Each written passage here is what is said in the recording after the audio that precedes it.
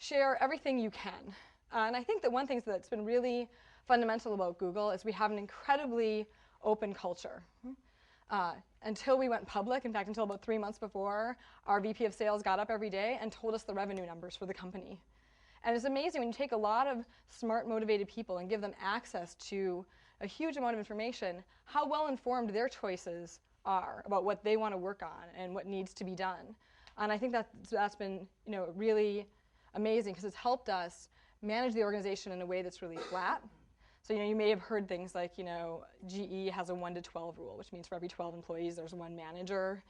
We've had a very flat organization, so we have situations where we'll have 40 or 60 employees with one manager.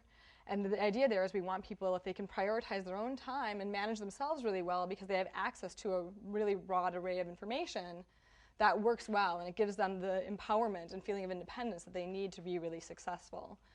And share everything you can also applies to another philosophy that I think is rather interesting, which it really struck me from a book that was written by Tom Kelly called The Art of Innovation.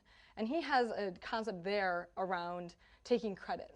And he'll say that one thing that happens sometimes is that when people come up with an idea, they'll think that they have a really good idea, and they throw it out there to the organization, and then they follow it around because they want to make sure that everyone knows it's their idea, right? And and he said that there'll be people who can become so consumed with, does everyone know this is my idea, that they ultimately stop producing new ideas.